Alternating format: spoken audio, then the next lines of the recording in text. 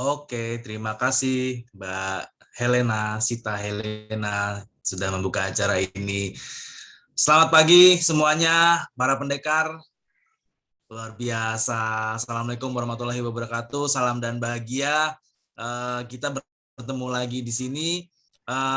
Pertama-tama kita tentunya mengucapkan puji dan syukur kepada Allah Subhanahu wa taala, Tuhan Yang Maha Esa, yang telah memberikan kita kesehatan lahir dan batin ya. Walaupun tadi kabarnya Pak Dewa lagi flu berat ya. Semoga cepat sembuh ya Pak Dewa ya. Istirahat Pak, minum vitamin. Semoga lekas diberikan kesembuhan, Pak. Jangan lupa makan enak, Pak. Di sini sudah hadir semua ya, ada Pak Sultani, ada Pak Zia, dan para pendidik pendekar yang lain. Di sini ada Mas Buki juga sebagai pembicara dan pemateri hari ini. Terima kasih Mas Buki sudah hadir. Sebenarnya aku udah tahu Mas Buki itu udah lama ya, karena kebetulan kita Milea Lab ini bergabung juga waktu itu di SMSG, semua guru yang diberikan oleh Kak Najla juga. Terus kemudian ngobrol-ngobrol sempat juga sama Mas Gilang Gibrantama yang dari Sekolah Mutus. Sempat mention nama Mas Buki juga. Mas Andes kalau mau ada webinar yang temanya keren dan cukup menohok gitu ya, ayo silakan yuk nih direkomend nih Mas Buki. Ya udah, akhirnya di Hari Guru Nasional ini kami dari Milea Lab mengundang Mas Buki, dan alhamdulillah Mas Buki bersedia untuk meluangkan waktunya berbagi bersama para pendekar ini. Nah, sebelum kita mulai mungkin saya ingin memperkenalkan dulu nih ke Mas Buki bahwa para pendidik hebat yang hadir di sini ini adalah para pendidik pendekar VR, pendidik kabupaten kota ambasador virtual reality, di mana kami dari Milea Lab, Kak Buki, Mas Buki, kami dari Milea Lab ini dari 2019 tuh sudah melatih sekitar, kalau di total itu udah sekitar 5.400 guru di 34 provinsi dari berbagai program kami yang memang berfokus dalam pembuatan media pembelajaran dengan metode 3 dimensi dan juga virtual reality. Nah, para pendekar ini tentunya termasuk the best of the best lah yang bergabung dari pendekar ini. Pendidik pendekar ini sudah cukup expert gitu ya untuk membuat konten pembelajaran berbasis 3 dimensi dan virtual reality, dan beberapa juga sudah melakukan penelitian tindakan kelas juga, dan beberapa activity yang menggunakan atau mengaplikasikan teknologi VR dengan menggunakan Milea Lab, Kak. Jadi dan juga Milea Lab ini adalah sebuah aplikasi di mana para pendidik bisa membuat sendiri konten media pembelajaran 3 dimensi dan juga virtual reality, membuat sendiri Kak, tanpa harus ngoding, tanpa harus pakai laptop yang mahal dan sebagainya. Jadi segala kreativitas pembuatan skenario pembelajaran itu bisa ditaruh semua di dalam 3D dan juga virtual reality dengan menggunakan Milea Lab. Jadi sekiranya setiap bulan sekali itu kita punya webinar session ya yang kita persembahkan khusus untuk para pendekar. Dan hari ini kami mengundang Mas Buki. Terima kasih sekali lagi setelah datang. Semoga apa yang kita sharing sama-sama di sini bisa bermanfaat untuk kita semuanya. Itu aja dari saya. Terima kasih sekali lagi. Assalamualaikum warahmatullahi wabarakatuh. Selamat pagi dan salam dan bahagia semuanya. Baik, terima kasih banyak Pak Andes atas sambutannya. Dan acara selanjutnya kita akan melihat video profile lebih tepatnya mengenai narasumber kita pada hari ini, yaitu profil mengenai Mas Buki Setiawan.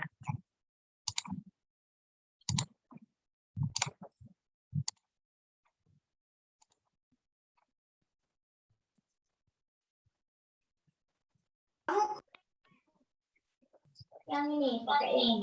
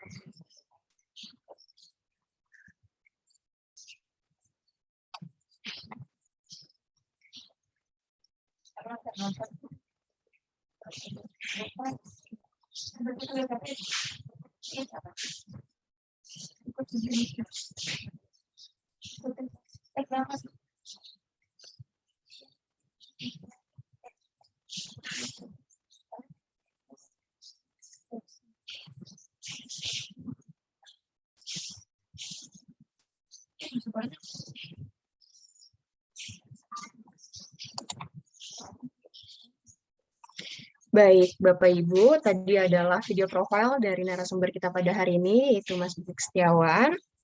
Dan acara selanjutnya tentu kita akan mendengar sesi materi dari Mas Bukik yang akan dimoderatori oleh Mbak Hana. Kepada Mbak Hana, kami persilakan.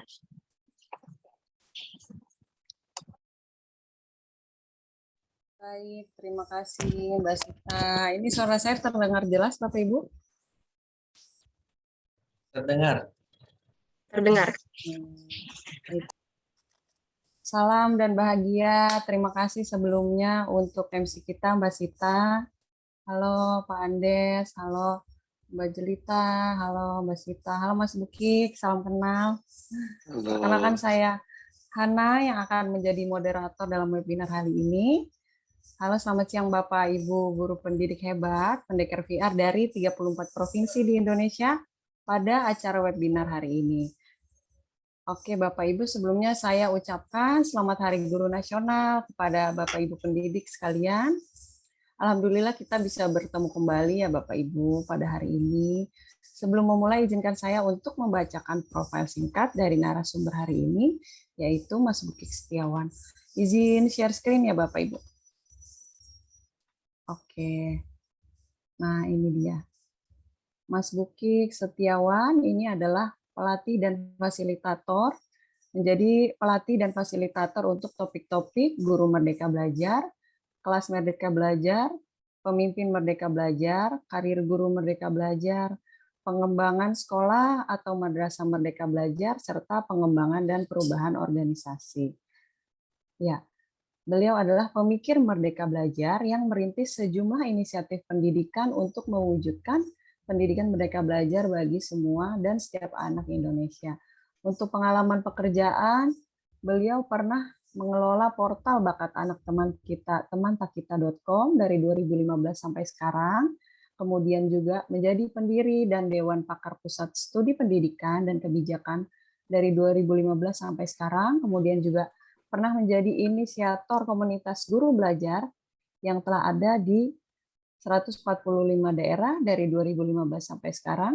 Kemudian juga menjadi konsultan pusat studi pendidikan dan kebijakan bidang pengembangan dan tata kelola guru dan ketenaga pendidikan dari 2020 sampai sekarang. Kemudian menjadi ketua Yayasan Guru Belajar dari tahun 2020 sampai sekarang. Dan juga tim pengembang model kompetisi guru dan kompetensi guru maksud saya dan kepemimpinan sekolah dari 2020 sampai 2021.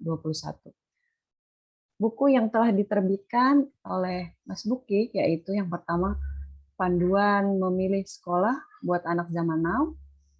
Terbitnya itu bulan Maret tahun 2018. Kemudian Memanusiakan Hubungan, terbitnya September 2018. Kemudian yang ketiga Literasi Menggerakkan Negeri, terbitnya September 2019. Kemudian untuk pengalaman ini juga pernah menjadi perancang program Wardah Inspiring Teacher di 10 daerah, PT Paragon Technology and Innovation tahun 2019 sampai 2020. Kemudian perancang dan manajer program kolaborasi literasi bermakna di Kota Batu dan Kabupaten Probolinggo, inovasi tahun 2019. Kemudian juga menjadi penyusun model kompetensi guru dan kepemimpinan sekolah Ditjen GTK, Kementerian Pendidikan dan Kebudayaan Republik Indonesia tahun 2020 sampai 2021. Kemudian juga pernah menjadi perancang program Sekolah Lawan Corona yang diterapkan di lebih 10 daerah di seluruh Indonesia tahun 2020 sampai 2021. Baik. Kemudian seperti itu Bapak Ibu, profil dari Mas Bukik ya. Dan Mas Bukik juga aktif dalam menulis blog ya Mas. Salah satunya yaitu yang pernah saya baca yaitu Sabtu Bersama Bapak. Yang menarik adalah mengenai pengalamannya Mas Bukik dalam menjadwalkan gitu ya, ngobrol dengan anaknya yaitu damai ya Mas. Dimana terkadang seiring dewasa menjadi orang dewasa itu, seiring jadi dewasa, orang tua itu lupa akan hal-hal kecil seperti mengobrol gitu. Dimana hal tersebut memperkuat ikatan atau bonding orang tua dengan anak gitu. Ada juga tulisannya yang pernah saya baca nih Mas, berjudul Mengapa Kita Mengabaikan Murid Belajar, itu juga menarik. Jadi Bapak Ibu boleh dicek blognya.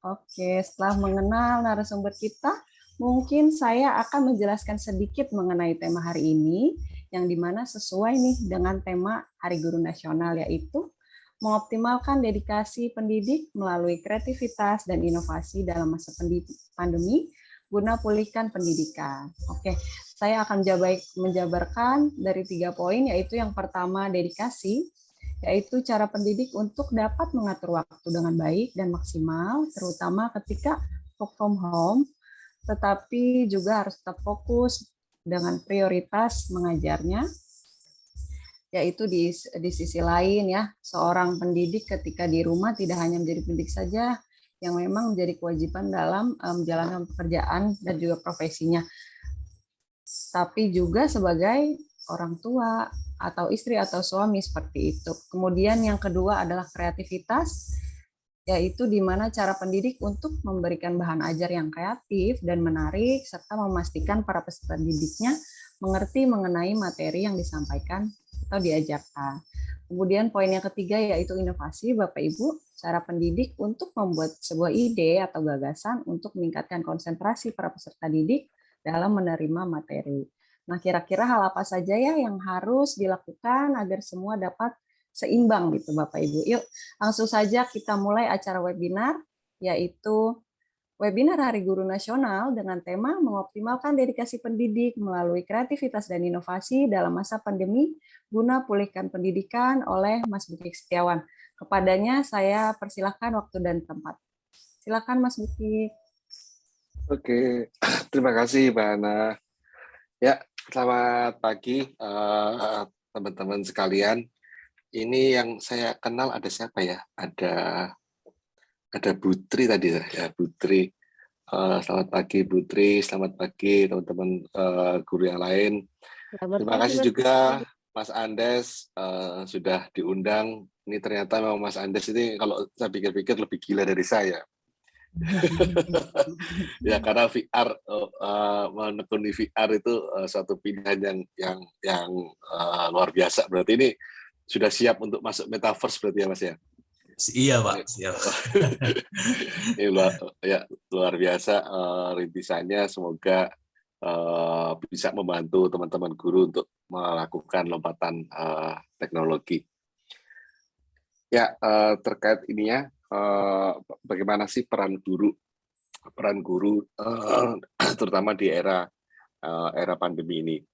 Yang pertama teman-teman, seringkali guru itu memang salah satu pekerjaan yang paling kompleks. Ya, guru itu adalah salah satu pekerjaan yang paling kompleks di dunia. Ya, jadi dia masuk ke kategori pekerjaan yang stressful dengan sejumlah pekerjaan yang lain, ya, seperti pekerjaan emosional atau yang relasional gitu ya. Misalnya seperti dokter, suster. Tetapi di kategori itu pun guru termasuk yang 3 besar paling kompleks, paling menantang gitu. Tadi kalau Mbak Ana menyebutkan soal keseimbangan itu memang ya memang PR besarnya guru adalah di sana. Apa aja sih yang kemudian yang perlu dikuasai oleh seorang guru gitu ya? kalau dalam pendekatan-pendekatan terbaru setidaknya itu ada 4 aspek ya, ada 4 aspek yang penting untuk dikuasai oleh seorang guru. Salah satunya yang pertama adalah bagaimana seorang guru itu bisa mengelola dirinya. Ya, saya berkali-kali menyebutkan di forum modal dasar seorang guru itu adalah dirinya sendiri. Ya, dirinya sendiri. Kenapa? Karena nanti ketika dia menggunakan perangkat teknologi, ketika dia berinteraksi dengan murid, ketika dia mengelola pengetahuan, itu ya yang alat yang dia gunakan adalah dirinya. Gitu ya. Jadi ketika kita menggunakan perangkat teknologi termasuk VR itu kan diri guru itu yang dipakai untuk bisa menggunakan alat itu secara optimal. Jadi yang pertama itu diri. Nah, sayangnya penguasaan dan penguasaan kompetensi dalam mengelola diri ini juga jadi PR. Bukan hanya di Indonesia, di dunia juga jadi PR. Jadi tingkat stresnya guru itu cenderung lebih tinggi. Terus bukan putus sekolah.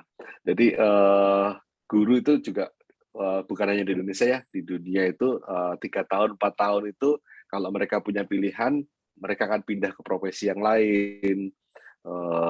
Terutama kalau di Indonesia ya konteksnya adalah yang guru swasta, karena kalau guru negeri, guru PNS memang cenderung untuk mengejar status itu ya, jadi mereka akan stay. Tapi yang punya pilihan itu biasanya akan berpindah. Nah, ini modal pentingnya. Modal pentingnya biasanya saya menyebutnya sebagai merdeka belajar itu. Jadi ini memang kalau teman-teman di Melia Lab dan pendidikan VR itu menangani sesuatu yang canggih, kami sebenarnya memang lebih fokus di basic-nya, karena yang kami percaya basic ini nanti akan membantu guru-guru untuk bisa menangani termasuk penggunaan perangkat teknologi. Itu yang pertama. Yang kedua, soal pedagogi. Jadi bagaimana, jadi guru itu teman-teman itu mempunyai ilmu sakti yang bahkan tidak dipelajari di banyak tempat. Mungkin hanya di 2-3 jurusan mungkin yang mempelajari di berbagai bidang studi gitu ya. Ilmu apa? Ilmu untuk membantu manusia yang lain untuk berubah. Ilmu membantu manusia yang lain untuk berubah tanpa melalui sulap. Kalau pakai sulap gampang. Ya, kalau nggak pakai sulap pusing. Jadi bagaimana seorang anak yang awalnya tidak mampu ngurus dirinya sendiri, kemudian mampu ngurus dirinya sendiri. Seorang anak yang tidak mampu mengurus proses belajarnya, bisa mampu mengurus proses belajarnya. Bagaimana murid yang tidak kompeten menjadi menguasai kompetensi tertentu. Itu ilmu yang kalau saya sebutnya gampang itu ilmu sakti. Itu ilmu sakti. Karena sayangnya ilmu sakti ini seringkali diabaikan di banyak proses pendidikan yang namanya pedagogik, bahkan cenderung untuk di underestimate. Jadi kalau teman-teman pernah mendengar yang kita lakukan pendidikan bukan pengajaran, itu sebenarnya juga underestimate terhadap ilmu sakti tersebut, karena sebenarnya proses perubahan manusianya itu ada di pedagogiknya, ada di pengajarannya. Kalau pendidikan itu memang sesuatu yang lebih makro, tapi bagaimana mikronya seorang anak itu tumbuh berkembang, bagaimana seorang anak itu nyaman, kemudian merasa connect dengan topik yang dibicarakan, dan terlibat secara antusias dengan proses belajar, itu semuanya ada di pedagogik. Yang ketiga adalah soal penguasaan konsep-konsep kunci dari materi pengetahuan tertentu. Yang ini biasanya sudah terlalu banyak, sudah overrated, aku nggak akan bahas banyak. Dan yang puncaknya adalah teknologi. Ini yang seru. Bagaimana penggunaan teknologi ini. Jadi ada pengelolaan diri, ada pengelolaan pedagogik, ada pengelolaan pengetahuan, dan kemudian ujungnya adalah di teknologi. Dan ini menantang sekali ya ketika kita bicara teknologi, karena seringkali ini yang paling dasar. Seringkali penggunaan teknologi itu wah, ada gadget baru, wah ini ada yang canggih, wah gitu. Jadi lebih terekspos karena sesuatu yang tidak sengaja gitu ya, tidak diniatkan. Sehingga akibatnya apa? Akibatnya banyak orang kemudian menggunakan teknologi, tetapi bagaimana optimalisasi terhadap teknologi itu sangat rendah. Sesederhana bagaimana menggunakan kalender, aplikasi kalender secara optimal. Itu ngajarin guru-guru untuk menggunakan aplikasi kalender untuk mengorganisir pekerjaan itu juga menantang, ya, apalagi yang lebih canggih.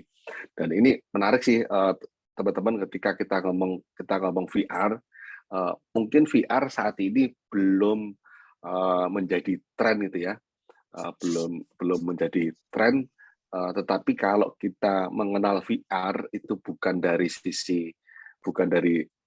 incidental exposure gitu ya, tapi lebih karena memang kita pelajari dengan intensional, dengan sungguh-sungguh. VR ini menjanjikan banyak sekali proses-proses pembelajaran yang bermakna dan beragam. Jadi ada banyak hal yang seperti kita ketahui ya, selama pandemi ini kan ada akselerasi penggunaan teknologi, penggunaan digital. Dan itu bukan hanya mengubah cara belajar murid, bukan hanya mengubah cara belajar guru, itu bahkan juga mengubah cara bekerja saya. Saya sekarang tuh prefer untuk online dibandingkan offline. Jadi kalau offline itu udah deh, bahkan kalau ya ekstrimnya nggak perlu offline lah. Kalau emang bisa online, kecuali kalau ada perlu exercise ya, ada exercise yang memperagakan pakai alat, tapi biasanya sesi-sesi saya tuh nggak ada soal itu. Nah, lebih kepada bagaimana insight yang didapatkan. Nah, VR itu memperluas proses pembelajaran, bagaimana kita bisa menghasilkan suatu realitas tanpa masuk ke dalam realitas tersebut. Ya, ini menarik sekali, dan buat anak-anak. Jadi dunia anak-anak kan seperti itu, teman-teman. Sebenarnya ketika mereka masih PAUD, mereka belajarnya kan melalui imajinasi. Jadi bagaimana anak-anak belajar dari dongeng, sebenarnya mereka menciptakan virtual reality di kepalanya tentang suatu dongeng. Dia menciptakan virtual reality tentang tokoh yang sedang berkonflik, bagaimana mereka berkonflik, bagaimana dilema moral terjadi, bagaimana emosinya yang dirasakan. Itu sesuatu yang dibayangkan oleh anak-anak. Dan itu anak-anak sudah tahu bahwa dengan imajinasi tersebut, dengan virtual reality yang ada di kepalanya tersebut, mereka bisa melakukan exercise tanpa terluka, gitu ya, tanpa tersakiti, karena mereka membayangkan konflik, ya tinggal dibayangkan konfliknya, ada dua orang tokoh dan mereka berkelahi, itu resiko-resiko untuk itunya tidak ada. Nah, ini akan sangat menarik bagaimana kalau kekuatan imajinasi pada anak-anak ketika PAUD tadi itu bisa diperluas dengan virtual reality yang kita ciptakan, sehingga membantu anak-anak untuk belajar lebih jauh, lebih banyak, lebih beragam. Oke, itu pengantar dari saya. Mungkin kita akan lebih intens ke tanya jawab, teman-teman.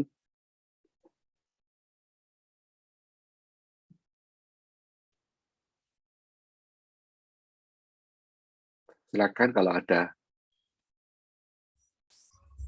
Baik, silakan Bapak Ibu, apakah ada yang ingin bertanya?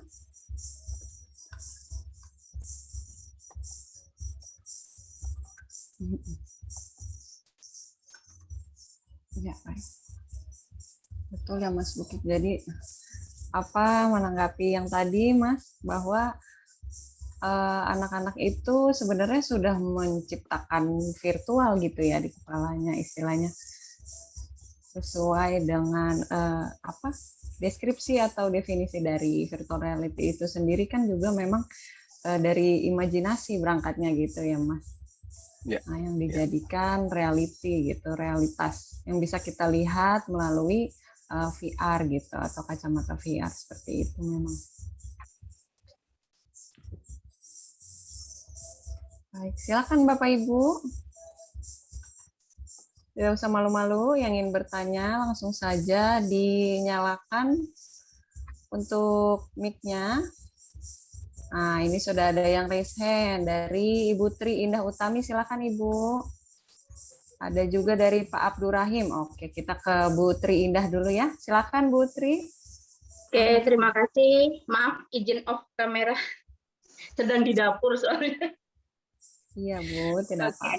Nah, untuk Pak Diki, tadi pembahasannya kan sangat menarik bahwa guru diminta untuk ibaratnya sekarang ini kan kita sedang dipacu untuk bagaimana guru itu melakukan pembelajaran secara merdeka atau merdeka belajar, gitu ya. Sedangkan para guru sendiri masih banyak yang pola pikirnya bahwa ketika kita melakukan sesuatu ada plot-plot yang harus dilalui, baru kognitifnya harus seperti ini. Kemudian urutannya seperti ini. Nah, terkadang kita suka bingung di bagian penilaian. Nah, bagaimana kita menerapkan bahwa merdeka belajar dalam bidang teknologi itu bisa kita masukkan dalam prinsip penilaian, sedangkan prinsip penilaian sendiri masih dituntut untuk melakukan penilaian secara kognitifnya itu tetap rinci gitu loh. Jadi harus ada nilai-nilai dengan soal-soal seperti itu. Sedangkan pada prinsip merdeka belajar sendiri yang saya tahu bahwa penilaian itu tidak harus berupa soal-soal dengan pakem-pakem nilainya seperti itu. Nah, bagaimana kalau kita menerapkan teknologi ini dalam bidang penilaian seperti itu? Terima kasih. Oke, terima kasih Bu Tri Indah. Ini pertanyaan ya. Jadi gini Bu Tri Indah, kalau dalam pendidikan itu saya membedakan ada dua dunia, ya. Dunia atas sama dunia bawah itu kalau di serialnya Arken. Dunia atas dan dunia bawah. Jadi ada urusan administrasi, ada urusan pedagogi, gitu ya. Nah, idealnya kedua dunia ini itu sinkron. Idealnya kedua dunia itu sinkron.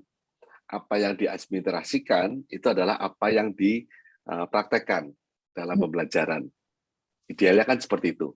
Ya, tapi Bu Tri Indah Utami sendiri kan sudah tahu bagaimana kerumitan administrasi, terutama pasca diberlakukannya kurikulum 2013.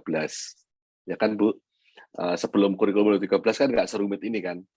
Ada kompleksitas tapi ada lompatan kompleksitas kerumitan di kurikulum 2013 itu melompat jauh. Jadi bandingannya itu ya sebelum kurikulum 2013 itu mungkin skor kerumitannya di 30, itu selama kurikulum 2013 lompatannya jadi 90.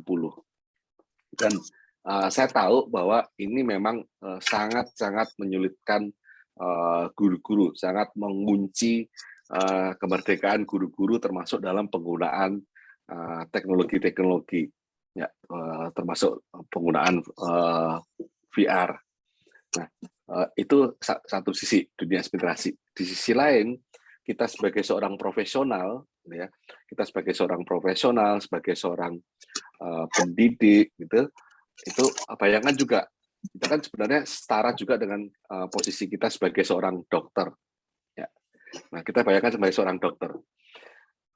Apa yang terjadi, teman-teman, kalau seorang dokter dikunci dengan urusan-urusan administrasi yang rumit? Bagaimana nasib pasiennya? Ya, ada pasien sudah posisi gawat darurat, tapi kemudian ada tumpukan-tumpukan dokumen yang bertumpuk-tumpuk yang harus diisi. Ya, itu kalau teman-teman dengar lagunya Iwan Fals itu juga ada sindiran terhadap itu. sudah gawat darurat tapi harus ngisi dokumen panjang lebar. Bayangkan apa yang terjadi pada pasiennya. Menderita. Bahkan bisa jadi nyawanya sudah hilang duluan sebelum sempat ditangani. Jangankan ditangani, bahkan sebelum sempat diperiksa. Nah, pada titik itu dokter juga akan mengalami dilema gitu ya. Apakah dokter akan memenuhi kerumitan-kerumitan administrasi itu atau menyelamatkan pasiennya? Ya, itu dilema semacam itu juga terjadi di dokter, terutama 10 tahun, 20 tahun yang lalu. Semakin ke belakang kualitas layanannya rumah sakit itu meskipun juga negeri itu terus mengalami lompatan peningkatan. Tapi pada 10 tahun, 20 tahun yang lalu itu mengalami dilema yang sama. Mengalami dilema ngurusi kerumitan administrasi atau ngurusi pasien. Mau menyelamatkan nyawa pasiennya atau administrasi. Itu pertanyaan yang serupa juga terjadi pada guru. Gitu ya Putri. Itu juga terjadi pada guru. Apakah kita akan berpihak pada administrasi atau berpihak pada anak? Apakah kita mau menyelamatkan anak atau kita mau menyelamatkan administrasi? Pilihan-pilihan ini justru yang menggambarkan bagaimana kita merdeka belajar. Ya. Kenapa? Karena namanya merdeka belajar, salah komponen pertamanya adalah komitmen pada tujuan. Komitmen pada tujuan artinya kita perlu ingat sebenarnya tujuan kita sebagai guru itu apa sih? Tujuan yang paling mendasar, yang paling kita rindukan itu sebenarnya apa sih? Dan saya percaya sebenarnya ada banyak sekali di Indonesia itu guru-guru yang merdeka belajar, guru-guru yang terpanggil untuk menjadi guru karena ingin melihat murid-muridnya itu tumbuh berkembang. Ya, komitmen pada tujuan. Nah, kalau kita sudah punya komitmen yang jelas itu, Putri Indah, maka ya pilihannya juga jelas. Nah, sayangnya yang terjadi di lapangan seringkali urusan anak-anak disiasati hanya untuk memenuhi urusan administrasi. Padahal kalau kita adalah guru yang merdeka belajar, komitmen kita pada anak-anak, berpihak pada anak-anak, maka kebutuhan anak-anak yang kita penuhin, administrasinya yang disiasati. Jadi yang disiasati itu bukan anaknya, Bu. Yang disiasati adalah administrasinya. Bagaimana cara mensiasatinya? Saya yakin rekan-rekan guru punya banyak cara untuk mensiasatinya. Saya tidak akan mengajari soal itu. Tapi secara prinsip seperti itu ya, Bu. Jadi, Oke, terima kasih, Pak. Ya, dan nggak perlu khawatir teman-teman. Itu ada banyak kok guru-guru. Karena saya mendengar itu juga bukan ide saya. Saya juga justru belajar dari banyak rekan-rekan guru yang mempraktekkan itu. Mereka dalam pandangan saya, mereka lebih happy, mereka lebih merdeka karena karena mereka bisa dituntut administrasi, benar Pak. Tuh. Sip, semangat Bu. Iya, terima kasih. Iya, baik. Terima kasih Mas Bukit. Terima kasih Bu Indah atas pertanyaannya, luar biasa sekali.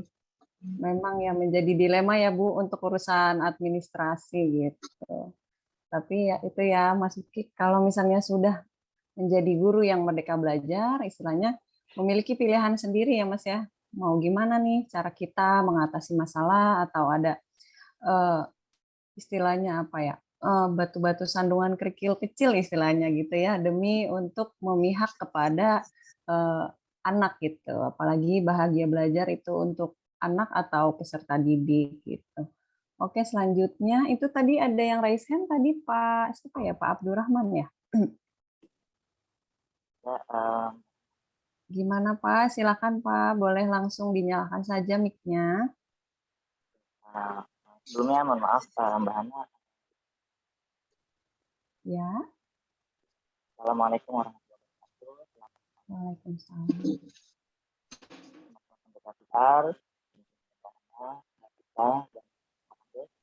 Mohon maaf Mas, suaranya kurang jelas ini.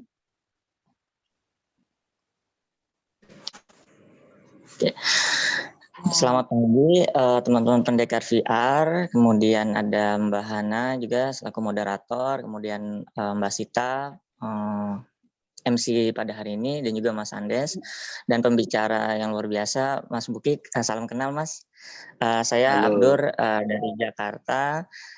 Tadi dari awal gitu menyimak ya apa yang disampaikan oleh Mas Bukik itu terkait kompetensi pedagogik saat ini ya, dimulai dari pengelolaan diri kita. Betul, saya sangat setuju dan paling setuju banget gitu. Jadi ketika kita ingin menuang suatu cangkir gitu ya kepada siapapun, pasti yang pertama untuk diisi adalah guru itu sendiri ya, atau kita secara pribadi. Kemudian masuk ke ranah kompetensi pedagogik. Nah ini yang menarik Mas Bukik.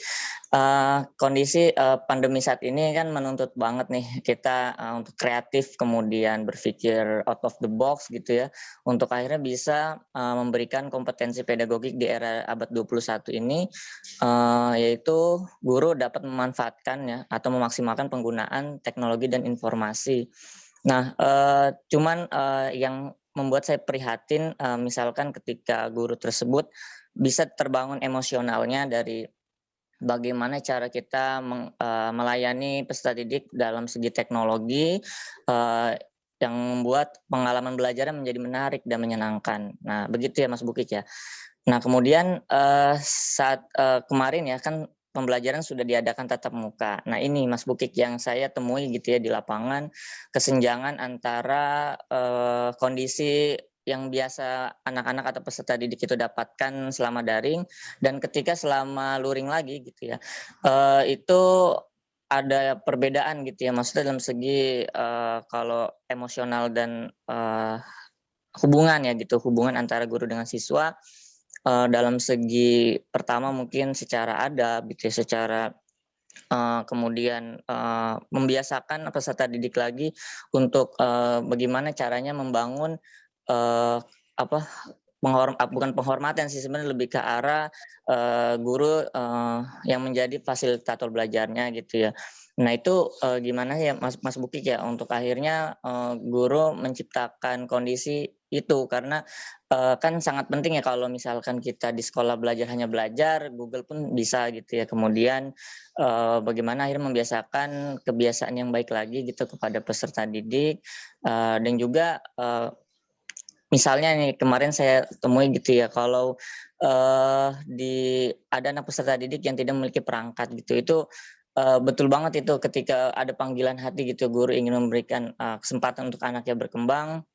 Akhirnya saya berkunjung ke rumahnya gitu ya, dan itu luar biasa ya, satu perangkat digunakan oleh 3 adiknya gitu ya, dan akhirnya saya pun tergerak gitu untuk memfasilitasi gitu dan mengajaknya ke sekolah saja kalau memang tidak memiliki perangkat seperti itu, dan akhirnya alhamdulillah siswa tersebut senang lagi gitu, maksudnya semangat lagi ketika betul tadi guru tersebut bisa melayani. Nah, namun tadi ketika nanti membiasakannya lagi di kondisi saat masuk pasti kan ada yang namanya learning loss.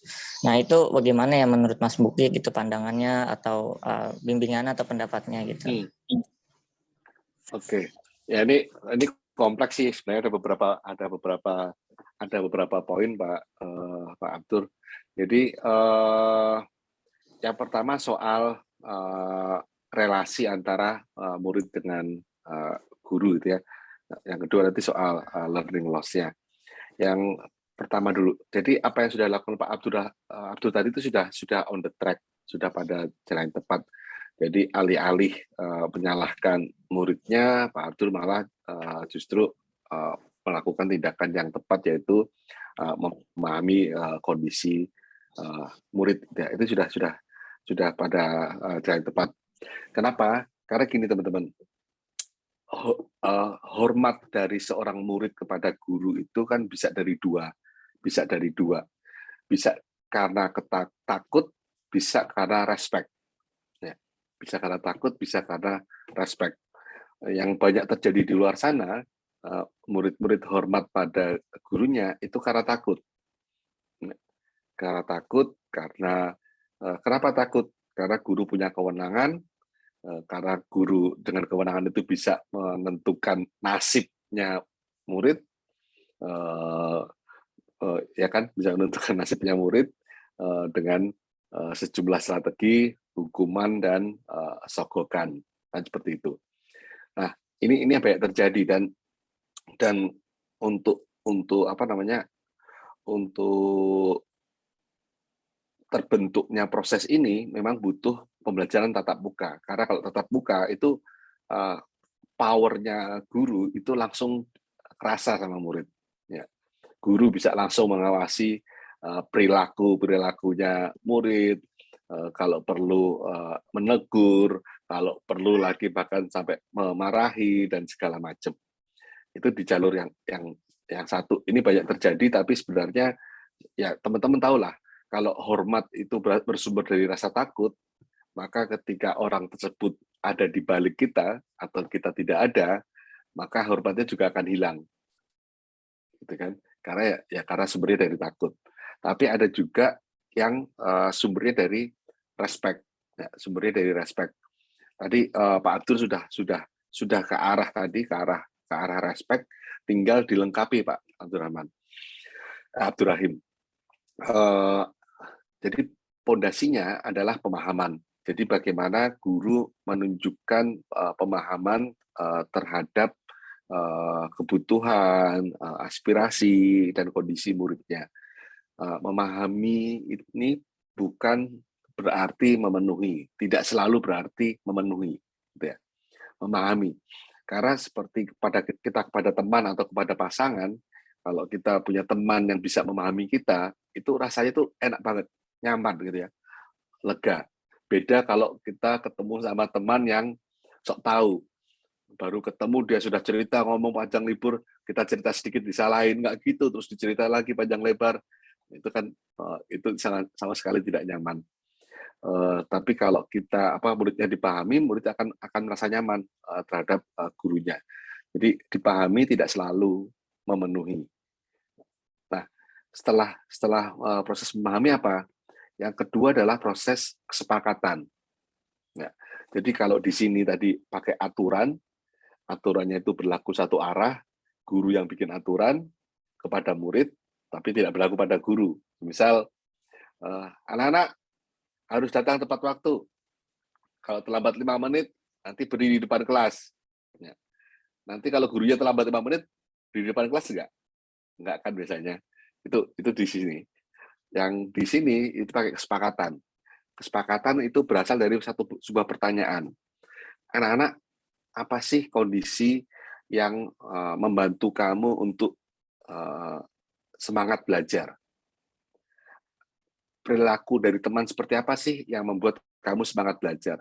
Perilaku guru seperti apa sih yang membuat semangat belajar? Ya. Jadi kondisi, perilaku murid, perilaku guru itu didiskusikan, dibicarakan, kemudian disepakati 3-5 poin, jangan banyak-banyak. Terlalu banyak nanti susah menghafalnya. 3-5 poin disepakati, ditulis, dipampang di kelas. Ini sebagai norma kelas. Dan ini berbeda dengan aturan, karena namanya kesepakatan itu juga berlaku buat guru. Jadi guru juga perlu berkontribusi untuk menulis menyusun kesepakatan tersebut. Nah, dengan adanya kesepakatan ini, itu manfaatnya apa? Karena murid-murid terlibat, murid-murid merasa memiliki terhadap kesepakatan. Ya, karena merasa memiliki dengan kesepakatan, itu murid-murid seringkali aktif bertindak untuk mengingatkan teman yang lain yang tidak mengikuti kesepakatan. Ya, jadi itu kekuatannya kesepakatan. Dan kemudian jadi pemahaman, kesepakatan, yang ketiga refleksi. Ya, refleksi. Kenapa? Meskipun kita sudah punya kesepakatan, nanti dalam kenyataannya selalu ada perilaku-perilaku yang tidak sesuai dengan kesepakatan. Nah, itu perlu direfleksikan. Apa sih yang membuat kamu tidak kesulitan untuk mengikuti kesepakatan? Ya. Apa yang perlu dibantu? Bantuan apa yang diperlukan agar bisa berperilaku sesuai dengan kesepakatan? Nah, itu proses refleksi itu. Sehingga dari proses refleksi itu, murid-murid itu dipahamkan, disadarkan tentang pentingnya menjalankan kesepakatan. Nah, dari situ Pak Abdurrahim, yang namanya karakter, namanya kebiasaan itu sesuatu yang tumbuh dari kesadaran, dari hasil diskusi, dari hasil refleksi guru dengan murid. Ya. Guru dan murid ya, jadi bukan murid saja, bukan guru saja. Kalau di sini kan guru saja, kalau di sini guru dan murid. Jadi artinya juga tidak selalu murid bebas melakukan perilaku sesukanya, enggak juga. Ya, tapi ada norma, ada kesepakatan yang disepakati bersama. Sehingga dari situ itu kelasnya itu akan jadi jauh lebih nyaman. Itu yang poin pertama soal relasi guru dan murid. Bagaimana kita membangun respect, bagaimana mendapatkan hormat dari murid dengan jalan respect, bukan dengan jalan ketakutan. Dan Pak Abdul Rahim itu sudah on the track di arah yang respect. Lanjutkan, Mbak. Ya, sampai kesepakatan, sampai ke refleksi. Yang kedua, soal learning loss. Soal learning loss gini, ada pemahaman yang keliru bahwa learning loss itu terjadi ketika murid tidak mempelajari semua materi yang yang ditetapkan oleh kurikulum. Kan gitu. Jadi ada 10 materi gara-gara pembelajaran yang daring hanya mempelajari semisal 4 atau 5 topik ya, dari 10. Nah, ini kemudian disebut sebagai learning loss. Nah, ternyata teman-teman, ini bukan learning loss. Learning loss itu adalah ketika murid-murid mempelajari materi tapi tidak berdampak pada kompetensi. Ya. Belajar banyak materi tapi kompetensinya nggak meningkat. Itu yang dimaksud dengan learning loss. Jadi pembelajarannya tidak berdampak, pelajarannya tidak berpengaruh. Nah, dan yang menariknya adalah dari riset yang dilakukan oleh Puslitjak, Kementerian dan Inovasi itu menunjukkan bahwa justru pembelajaran yang menghasilkan learning loss tadi itu adalah pembelajaran yang terlalu banyak materi. Semakin banyak materi itu justru semakin learning loss-nya semakin besar dibandingkan pembelajaran yang lebih sedikit materi. Tetapi dengan lebih sedikit materi itu membuat guru-guru lebih nyaman mengajar karena tidak dikejar target, gitu ya, tidak menjadi sopir angkot yang ngejar setoran, tapi benar-benar menjalankan peran sebagai seorang pendidik. Ya. Itu efeknya ke murid juga besar. Jadi tingkat capaian kompetensi muridnya itu lebih tinggi pada murid-murid yang diajar lebih sedikit dibandingkan yang diajar banyak materi. Ya, selain lebih nyaman, yang kedua dengan dengan materi yang lebih sedikit, akhirnya guru juga bisa mengeksplorasi, bisa mencoba berbagai macam cara untuk mempelajari suatu topik. Dan di sini menurut saya adalah peluangnya bagaimana penggunaan teknologi VR sebagai salah satu opsi untuk mengeksplorasi materi-materi tersebut, ya, memperkaya pemahaman terhadap suatu materi. Jadi materinya sedikit, jadi contoh gini, belajar tentang sejarah Majapahit, gitu ya. Fokus pada belajar sejarah Majapahit, tapi kalau itu dieksplorasi dengan berbagai macam kegiatan, ada risetnya, ada board game-nya, ada penggunaan VR-nya, itu jauh lebih berdampak pada kompetensi murid dibandingkan belajar sejarah 10 kerajaan di Indonesia dalam waktu yang sama. Ya. Common sense kan teman-teman ya, dan itu terbukti oleh riset. Jadi Pak Ibrahim untuk memastikan agar tidak terjadi learning loss, apa yang bisa dilakukan oleh guru? Satu, guru berhenti kejar setoran. Ya. Kalau ada tuntutan administrasi, siasati. Ya. Nah, jangan kejar setoran. Yang kedua, perkaya aktivitas belajarnya. Ya, diperkaya, dibuat lebih diferensiasi oleh istilahnya sekarang. Ya. Dengan diferensiasi sehingga lebih berkembang. Itu tipsnya sederhana dan itu sebenarnya saya yakin rekan-rekan guru di sini pasti akan lebih happy dengan itu. Tidak kejar setoran, lebih beragam aktivitasnya. Saya yakin berinteraksi dengan anak-anak dengan berbagai macam aktivitas itu selalu menjadi sumber kebahagiaan kita. Begitu Pak Ibrahim, semoga menjawab. Ya, baik, terima kasih Mas Bukik, Masya Allah, luar biasa bimbingan arahannya. Lega gitu rasanya, sangat setuju juga gitu Mas Bukik. Betul ya, jadi kalau misalkan tadi kata Bu Tri, itu misalkan kita dihambatkan dengan administrasi, baru saja saya ada evaluasi gitu PTM, kemudian guru-guru mulai bersuara gitu ya, mohon maaf pimpinan gitu kan, diskusi sama pimpinan, bagaimana solusinya akhirnya untuk bisa mengisi nilai rapor gitu, namun tanpa meninggalkan tuntutan yang tadi tuh misalkan kejar setoran gitu. Saya pun sebetulnya juga sudah ke arah ya sudah merdeka belajar tanpa harus terbebani dengan tuntutan kurikulum. Yang penting siswa saya bisa belajar dengan nyaman, kemudian mampu mendapatkan pemahaman tanpa harus learning loss gitu ya. Karena betul juga Mas Bukik, kalau teman-teman guru saya juga masih banyak ya akhirnya siswa dikejar gitu, iya nah silakan kerjakan 60 tugas di GCR. Waduh, itu udah selesai sekolah itu Mas Buki.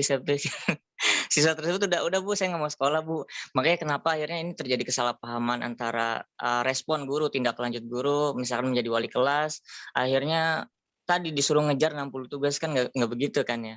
Jadi betul saya setuju gitu, bagaimana caranya akhirnya memberikan materi esensial gitu, namun tematik gitu, maksudnya merangkup, dan ini saya yakin ada banget nih di VR seperti itu.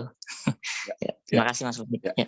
Ya. Siap. Terima kasih Pak Ibrahim. Ya, saya ingin menarik nih sedikit Mas Bukik ya dari yang tadi yaitu kesepakatan gitu yang harusnya dilakukan oleh murid dan guru juga gitu. Nah, di sini saya jadi ingat nih Mas tentang sense of belonging gitu. Di mana suatu keadaan gitu bahwa seorang memiliki sesuatu sehingga perasaan memiliki sesuatunya itu dia melakukan sesuatu itu menjaga dengan sepenuh hati, melindungi dan juga peduli gitu ya dengan suatu misalnya kelas gitu ya. Nah, jadi nggak terpaksa gitu ya Mas. Nah, kalau siswa nggak peduli ya gitu biasanya karena memang nggak punya sense of belonging ya Mas.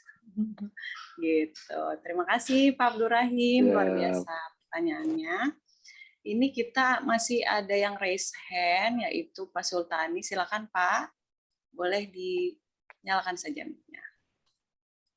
Ya, terdengarkah suara saya Mbak? Ya, Ana? jelas. Dengar. Bismillahirrahmanirrahim. Terima kasih atas kesempatan yang diberikan. Alhamdulillah saya sangat senang sekali mendapat materi ini, membuka pandangan saya terhadap siswa. Saya juga Mas Bukik ikut di pendidikan guru penggerak. Jadi banyak hal yang saya awalnya yang seperti Mas Bukik bilang kita kejar setoran. Karena saya sering mendengar rekan guru berkata, jika kita memberi nilai kepada peserta didik yang tidak mengerjakan tugas, maka kita tidak adil dengan peserta didik yang mengerjakan. Nah, tapi saya mulai berpikir akan menjadi tidak adil lagi jika saya tidak memberi nilai atau tidak secara administrasi saya membantu, maka nanti saya akan sebagai penentu kegagalan dari hidup siswa tersebut. Padahal kita tahu belum tentu nanti dia berhasil, itu berkaitan dengan materi yang kita ajarkan. Bisa saja dia malah menjadi orang yang berhasil di bidang lain yang tidak ada kaitannya dengan pembelajaran kita waktu di sekolah. Tapi kita karena tadi mengejar setoran, akhirnya tidak naik gara-gara ada nilai-nilai yang tidak diberikan oleh guru tersebut, dan akhirnya anak itu berhenti sama sekali untuk sekolah. Nah, saya berpikir akan tidak lebih adil lagi kalau kita melakukan hal itu, karena bisa saja permasalahan itu bukan di mata pelajarannya sebenarnya. Kita harus melihat mungkin dia broken home, mungkin dia punya permasalahan dengan orang tuanya, mungkin orang tuanya sering bertengkar. Nah, harusnya permasalahan itulah yang guru datangi, atasi, bukan kita mengejar seperti bilang Pak Abdurrahim tadi, harus mengerjakan 60 soal di beberapa mata pelajaran, pusing memang anak-anak. Jadi, nah, yang saya tanyakan,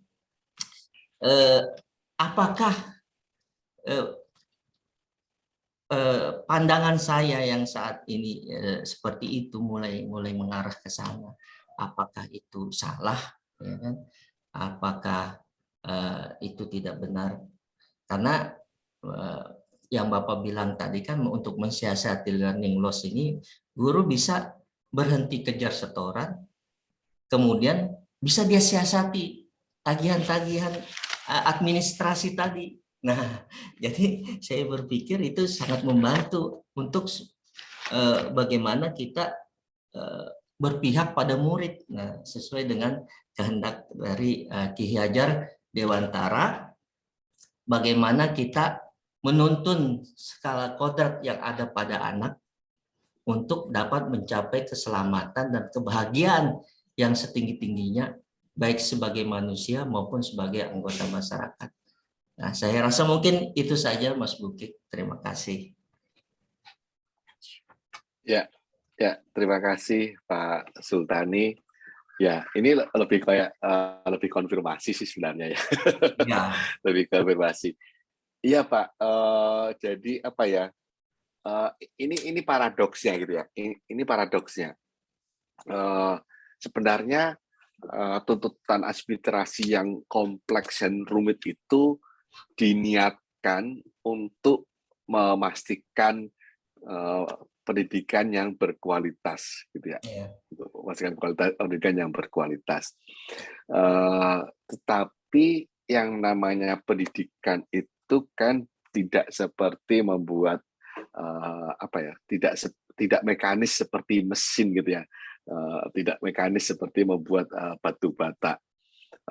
Jadi kalau membuat batu bata itu kita bisa membuat standar tingkat presisinya sampai 0,0 mm. Ya. Tapi itu kan raw materialnya sama, output yang mau dihasilkan sama, sehingga memang bisa dibuat standar yang sangat presisi. Sehingga apa yang diharapkan, jadi apa yang ada di kepala pembuat sistem administrasi yang rumit tersebut itu tidak terjadi di lapangan. Bukannya kualitas pendidikannya terstandar, yang terjadi malah chaos, kekacauan. Itu terjadi, dan itu bukan hasil omongan saya, teman-teman. Itu sejumlah riset baik dalam negeri maupun di luar negeri, mulai dari teman-teman Semeru. Kalau mau dalam negeri ada teman-teman Semeru, ada teman-teman ada PISA, dari hasil ujian nasional pun, terakhir yang dari Bank Dunia, itu dalam 20 tahun terakhir itu mengalami penurunan, Pak Sultani. Artinya apa? Ya, sistem administrasi ini salah satu yang bertanggung jawab untuk terjadinya kekacauan terhadap terjadinya penurunan kualitas pembelajaran. Jadi ini saya konfirmasi ya, bahwa itu tidak hanya terjadi pada orang per orang guru, itu terjadi di seluruh Indonesia. Dan menariknya adalah yang murid-muridnya bahagia belajar itu justru yang guru-gurunya melanggar. Dan akhirnya jadi susah kan di sistem. Akhirnya kan jadi susah karena ada guru yang melanggar karena maunya sendiri, bolos ngajar dan segala macam. Itu kan ada juga kayak guru-guru kayak gitu ya. Ya, jadi di sisi yang paling buruk ada guru yang melanggar seperti itu, tapi sisi yang terbaik pun itu juga melanggar. Jadi akhirnya sistemnya juga chaos karena dia mendapatkan data yang sama tapi kesimpulannya jadi berbeda. Nggak cocok. Itu kacau 20 tahun terakhir, teman-teman. Dan semoga itu segera berakhir ya, agar kita bisa kembali lagi menjalankan misi kita sebagai pendidik, menikmati proses belajar mengajar dengan murid-murid kita. kedepannya ini memang ada PR banyak dari kementerian untuk menata sejumlah sistem baik di kurikulumnya, di penilaian kinerja guru, kepala sekolah, dan pengawasnya, di indikator-indikator keberhasilan yang ada di Dinas Pendidikan, itu memang masih perlu reformasi. Dan sekarang juga sepertinya sedang proses reformasi juga di standar pendidikannya. Pendidikannya juga lagi direformasi. Jadi teman-teman dorong terus agar sistem atau proses yang sekarang berjalan ini agar semakin berpihak pada anak dengan melakukan apa yang bisa kita lakukan. Setidak-tidaknya di kelas kita melakukan pembelajaran yang berpihak pada anak. Sebagai teladan, kalau teladannya Pak Sultani tadi kan Ki Hajar. Saya kalau teladan saya tokoh novel aja. Jadi di YouTube ada teman-teman. Itu ada film namanya Matilda. Matilda itu diambil dari sebuah karya sastra yang terkenal, Roald Dahl, penulis buku anak-anak. Itu ada filmnya, sebenarnya udah pernah ditayangkan juga di televisi. Nah, Matilda itu tokohnya itu tokoh anak-anak, tapi sebenarnya dia sedang menceritakan kekacauan yang terjadi di sekolah. Ya, jadi dia itu punya seorang guru, yang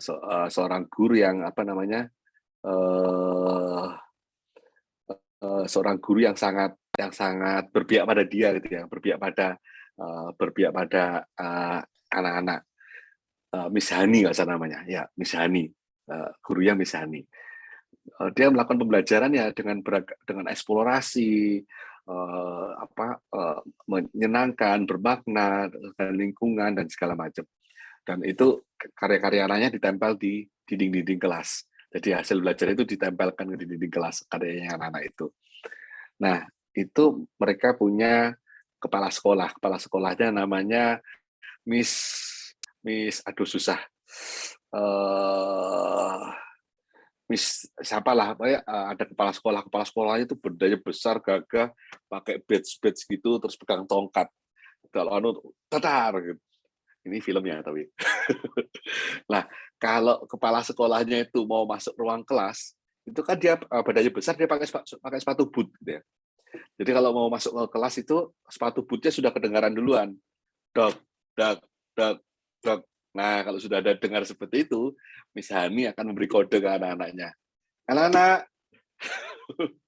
Nah, itu teman-teman, dengan kode itu kemudian serentak semua anak-anak itu membersihkan, melepas hasil karya mereka yang ada di dinding ke tempat yang tersembunyi.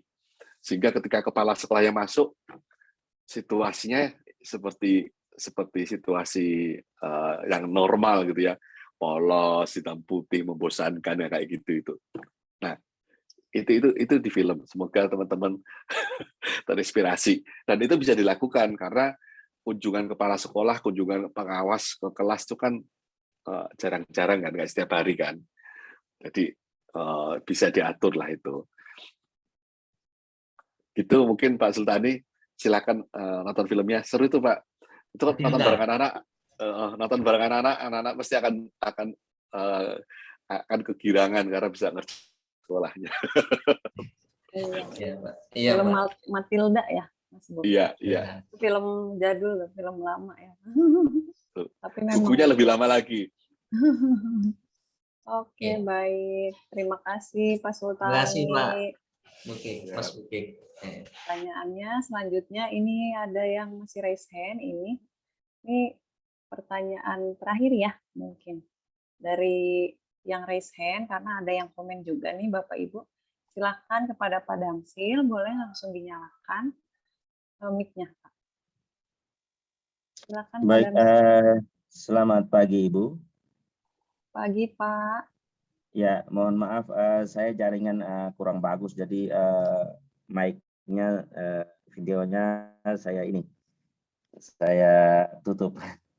Tidak apa-apa. Kameranya. Oke. Baik, terima kasih Ibu. Salam kenal, saya Damsil Tukan, Ketua IG Flores Timur. Saya juga masuk di grup pendekar, termasuk sekolah saya juga dapatkan alat VR-nya. Jadi kita rencana dalam semester ini kita akan coba menggunakan alat yang sudah dikirim dari Milea Lab. Baiklah Ibu, ini juga saya sangat senang ya bisa bergabung di grup hebat ini, dan tentunya memang harus banyak diferensiasi ya pembelajaran kita di dalam kelas. Kalau memang hanya satu menu saja yang kita suguhkan, memang anak-anak zaman sekarang ini mereka lebih kepada gadget begitu, karena itu mungkin lebih menyenangkan, sehingga kita juga berusaha untuk buat sesuatu di dalam kelas yang juga mereka bisa lebih tertarik. Jadi mohon dukungan selalu Ibu. Saya juga berpikir mungkin dengan media ini kita bisa lakukan penelitian sih, kira-kira apakah dia mampu meningkatkan aktivitas semangat belajar siswa apa tidak, itu memang kita perlu buktikan. Tetapi alat ini memang luar biasa sekali. Jadi mohon ini pendampingan selalu Bu, jika dalam perjalanan kami menggunakan alat ini, dan jika terkendala saya akan selalu share di grup minta bantuan. Itu permintaan dari saya. Terus yang keduanya, saya tadi masuk awal, tapi karena masih menunggu teman-teman sehingga saya masih ada urusan nilai. Jadi boleh tidak Bu, materi hari ini boleh di-share mungkin dalam bentuk PPT atau apa, biar kita bisa ikuti selanjutnya. Baik, yang untuk ketiga, pertanyaannya, iya. Yang ketiganya itu panduan untuk menggunakan alat ini. Baik, Kemarin Pak, saya mohon maaf. dapat itu. Iya, boleh nanti chat saya aja, Pak. Iya, karena ini out of the topics nih, Pak. Nih, Bapak apabila ingin bertanya, boleh silahkan. Namun kalau untuk hal tersebut, boleh nanti chat ke saya aja ya, Pak. Oke, Pak Damsil. Ya. Terima kasih, Baik, Pak. pertanyaan. Ada satu pertanyaan, Bu. Oke, silahkan, Pak. Apakah ini berlaku untuk diferensiasi pembelajaran ini menggunakan alat ini, apakah berlaku untuk semua mata pelajaran, Bu? Terus kira-kira praktisnya seperti apa, Bu? Demikian, Bu, pertanyaan saya kembalikan. Oke. Oke, silahkan Mas Buki. Oke, Mbak Ana, saya jawab sekalian menjawab pertanyaannya dari Pak Dewa ya. Iya, boleh. Ini kurang lebih pertanyaannya serupa ini. Jadi dari Pak Dewa ini, bagaimana cara kita memberikan makna merdeka belajar bagi anak-anak di mana kita sebagai guru memiliki keterbatasan, baik waktu, tenaga, dan lain-lain dalam melayani berbagai kebutuhan anak-anak yang berbeda. Oke, jadi yang pertama gini teman-teman. Satu yang sering disalahpahami adalah memahami kebutuhan anak berarti harus memenuhinya. Itu tidak. Yang kedua, memahami kebutuhan anak kemudian berarti harus memenuhi kebutuhan satu persatu anak. Ya. Itu juga nggak bisa. Karena cara kerja kita bukan cara kerja dokter. Nah, kalau cara kerja dokter kita memang seperti itu. Tapi kalau cara kerja guru tidak seperti itu. Jadi yang pertama adalah kalau sekarang tuh dikenal sebagai asesmen diagnosis. Jadi teman-teman bisa melakukan asesmen diagnosis secara sederhana dengan 5-10 pertanyaan multiple choice, bukan untuk menentukan nilai anak, tapi untuk mencek tentang kemampuan awal anak, tentang preferensi anak, gitu ya, preferensi murid-murid kita. Nah, dari asesmen diagnosis itu nanti akan terlihat teman-teman. Kita akan melihat klaster-klaster dari anak-anak kita. Kita akan lihat mana sih anak-anak yang sudah menguasai, mana yang di tengah-tengah, dan mana yang masih tertinggal, dan bahkan mungkin yang jauh tertinggal. Ya. Dari situ kita bisa menggunakan strategi pengelompokan. Strategi pengelompokan itu juga bisa divariasikan, gitu ya. Jadi anak-anak itu dikelompokkan bisa jadi awalnya karena preferensi, terus dikombinasi antara yang sudah menguasai dengan yang jauh tertinggal, digabung dan segala macam. Ini dari sini aja teman-teman. Kalau kita sampai melakukan grouping strategi dengan berbasiskan asesmen diagnosis, itu sudah akan membangun dinamika dinamika kelompok, dinamika kelas di mana kelas sebagai sistem sosial itu akan menularkan secara otomatis apa yang dipelajari oleh sebagian murid kepada murid-murid yang lain. Ya, jadi belum sampai guru yang ngajar. Tapi kalau pengelompokannya itu kita lakukan secara tepat, itu sudah mendorong sistem sosialnya itu untuk apa ya? Untuk bercakap lintas klaster tadi. Yang kedua, ketika kita ngomong diferensiasi itu bukan berarti guru mengajar dengan cara belajar setiap murid. Kalau itu kita mati itu. Ada 30 murid, punya 30 cara belajar, kita ngajarin dengan 30 cara belajar, aduh udah mati aja aku. Mati aja. Enggak begitu teman-teman. Diferensiasi itu semangatnya lebih pada bagaimana kita memberikan pilihan-pilihan. Bagaimana kita memberikan pilihan-pilihan. Diferensiasi. Ya, pilihan-pilihan cara belajar buat murid-murid. Berapa banyak yang perlu kita sediakan? Nggak perlu banyak-banyak. Untuk awal-awal, ya, bisa 2. Ya.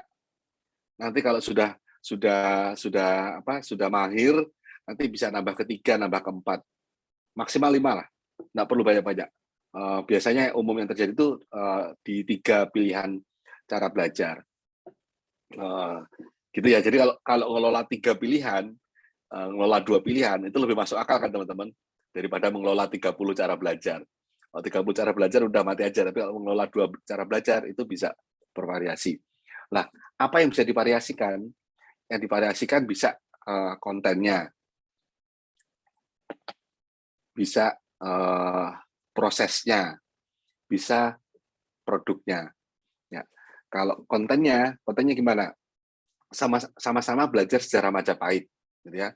Nanti kemudian kita klaster dari sejarah Majapahit itu kita ngomong tentang sistem politik Majapahit, sistem ekonomi Majapahit, perkapalan di Majapahit, terus apa gitu, pertanian di Majapahit, ada 4 semisal. Ya, murid-murid bisa memilih. Jadi mereka mengidentifikasi, mereka sebenarnya lebih serak dengan apa? Apakah mereka itu juga bisa pakai asesmen diagnosis, 2-3 pertanyaan gitu ya.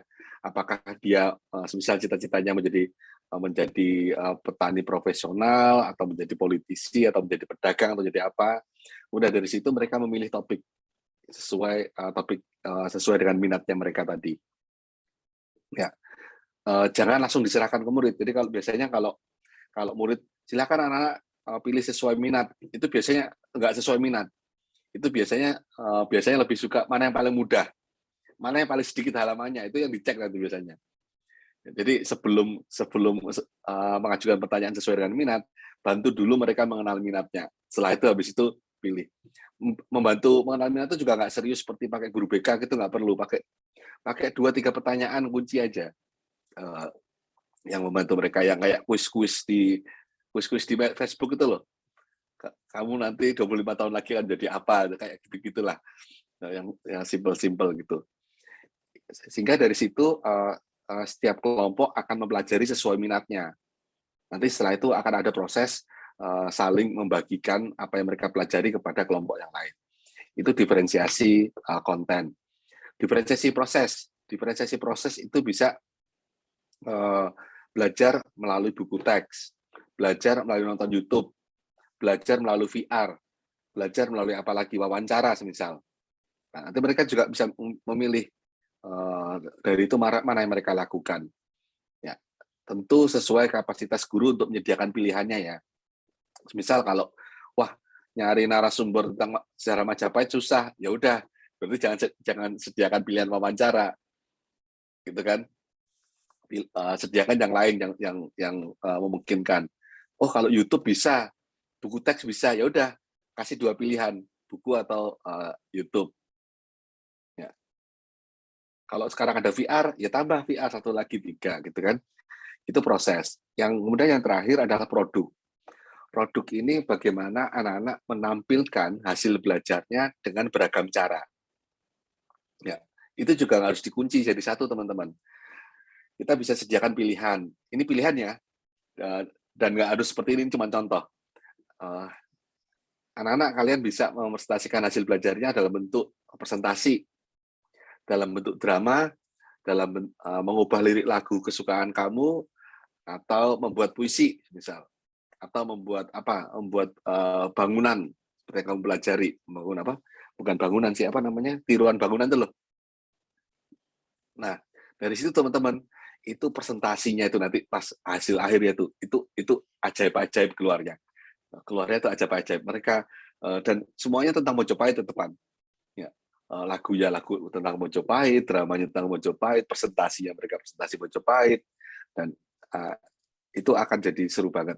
Dan ya tentu nggak boleh kejar setoran. Itu satu, itu nggak boleh kejar setoran. Yang kedua, memang memang perlu realistis, dimulai dari pilihan-pilihannya sedikit. Jadi dua itu aja, jangan langsung ke banyak. Tapi nanti kalau sudah nanti diperbanyak. Nah, sepemahaman saya Pak Dewa, cara-cara itu lebih masuk akal untuk memaknai Merdeka Belajar buat anak-anak.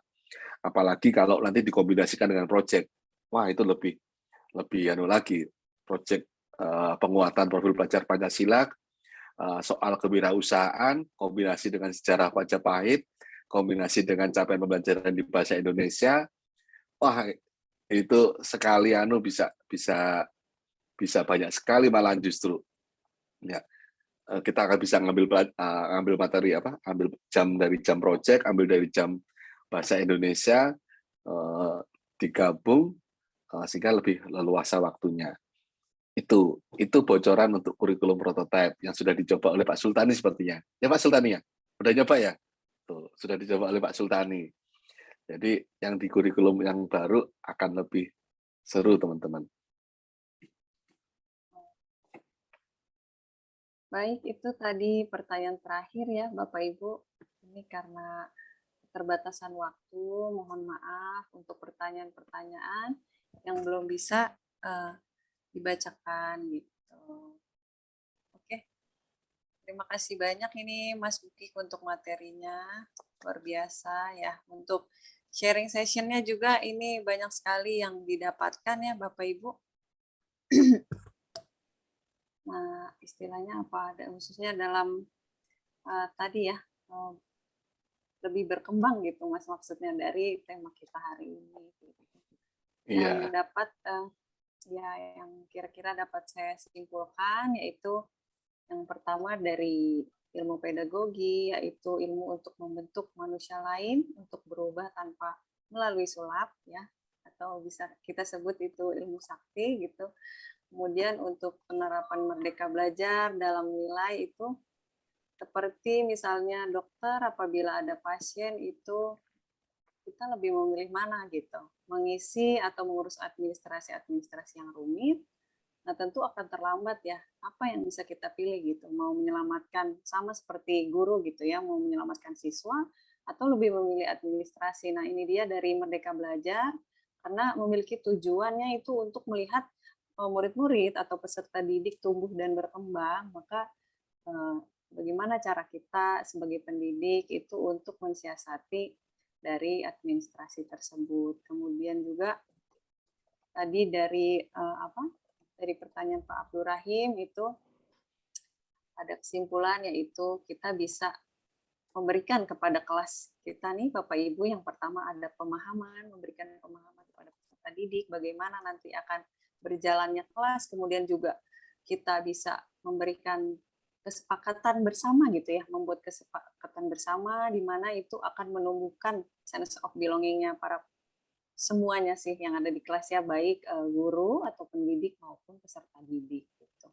Nah, kemudian yang ketiga, kalau ada nih peserta didik yang tidak menjalankan kesepakatan gitu ya, kita berikan refleksi kenapa gitu, mengapa gitu, kita sadarkan. Seperti itu. Jadi terima kasih banyak Mas Buki. Saya senang sekali ini berkesempatan untuk menjadi moderator pada hari ini gitu ya. saya ingat nih ada satu blognya Mas Bukik juga nih yang saya baca, yaitu tentang betapa beruntungnya Mas Bukik gitu. Nah, ini yang sering tidak disadari ya oleh para masyarakat, individu atau millennials gitu, melihat kesuksesan orang lain bahwa wah dia udah sukses, padahal di balik itu semua ada privilege atau ada stepnya tuh udah beda istilahnya ya, dari si orang sukses kepada misalnya diri saya sendiri gitu. Nah, di situ saya jadi menyadari bahwa ya suksesnya orang itu beda-beda gitu. Sama nih Bapak Ibu sekalian, seperti para pendidik ini ya suksesnya juga berbeda-beda. Mungkin seperti tadi Pak Abdur Rahim yang bisa membantu peserta didiknya atau siswanya gitu. Itu juga salah satu kesuksesan sendiri kan, bisa memahami peserta didiknya seperti itu. Terima kasih Bapak Ibu sekalian. Sekali lagi saya mohon maaf untuk pertanyaan yang belum bisa dijawab begitu ya. Oke. Ya, terima kasih teman-teman semua. Oke, selanjutnya sebagai penutup nih Bapak Ibu ya, kita akan membacakan dari hasil kompetisi kemarin ya, kompetisi webinar. Saya izin share screen nih Bapak Ibu, atau Mbak Sita yang mau share screen ya?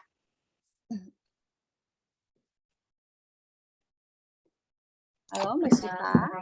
Iya, halo Mbak Hana. Ini Mbak Sita atau saya yang share screen ya? Oh, saya aja deh. Oh, boleh langsung. Iya, baik Mbak. Oke, ini dia Bapak Ibu, selamat. Ini dia kepada pemenang ketiga dari Ibu Valeria Sonata, pemenang kedua dari Bapak Hendrik Kurniadi, dan pemenang pertama kita yaitu Ibu Putu Rusmila Dewi Kesiman atau Ibu Dewi. Selamat sekali lagi kepada para pemenang, luar biasa untuk kompetisi menulis artikel Hari Guru Nasional. Ada nggak ya ini Bu Dewi, Pak Henry, dan Bu Valerinya?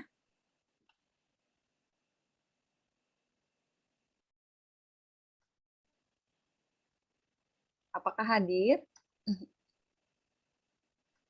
Belum hadir ya Mbak Sita ya? Ya Mbak, mungkin nanti bisa dihubungi untuk para baik. pemenangnya. Iya. Oke, baik. Terima kasih banyak. Sekali lagi saya ucapkan kepada Mas Bukik dan juga para Bapak Ibu pendidik hebat. Semoga materi hari ini dapat bermanfaat ya bagi kita semua gitu. Mohon maaf atas segala kekurangan saya. Saya Hana Nur Rohma selaku moderator dalam webinar hari ini undur diri. Wassalamualaikum warahmatullahi wabarakatuh. Selamat siang. Saya kembalikan kepada MC kita yang cantik hari ini. Mbak Sita, silakan. Baik, terima kasih banyak Mbak Hana setelah menjadi moderator pada webinar hari ini.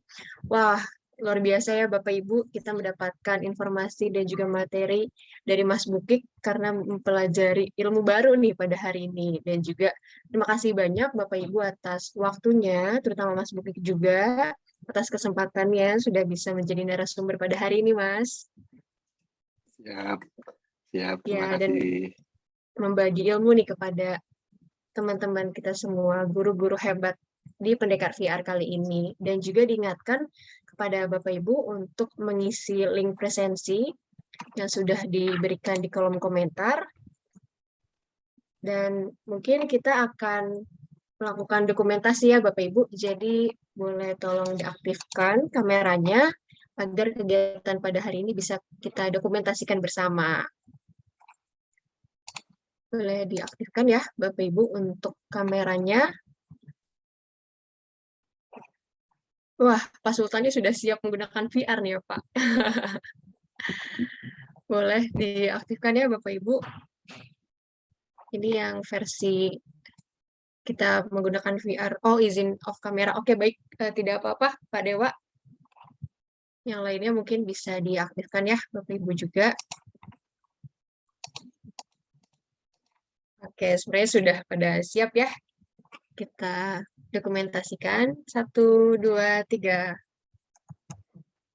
Oke, mungkin bisa pakai yang versi VR ya, Bapak Ibu ya, filternya. Biar kita berseragam semua. Mas Bukik juga boleh ikutan bersama Mas. Untuk filternya paling bawah ada yang ya itu betul. Boleh Mbak Sita. Oke, sudah siap Bapak Ibu menggunakan filter VR ya. 1, 2, 3. Baik. Terima kasih banyak terima kasih banyak saya ucapkan kepada Bapak Ibu semuanya atas kehadirannya pada hari ini dan juga terutama Mas Bukik Setiawan selaku narasumber kita. Semoga ilmu yang sudah diberikan bisa bermanfaat dan juga kita bisa bertemu di lain kesempatan. Saya masih Trisha Lena, pamit undur diri. Mohon maaf atas kekurangan dan juga selamat pagi, salam sehat dan bahagia para pendekar VR semuanya. Wassalamualaikum warahmatullahi wabarakatuh. Waalaikumsalam. Terima kasih teman-teman. Waalaikumsalam. Waalaikumsalam warahmatullahi wabarakatuh. Terima kasih. Terima kasih Pak Bukik. Terima kasih Ya, Bu siap Jerita. sama-sama. Terima kasih Mas Terima kasih Mas Andes, Mbak Bukik. Nana. Sukses dan salam sehat terus ya. Terima kasih Live ya. Mas Bukik.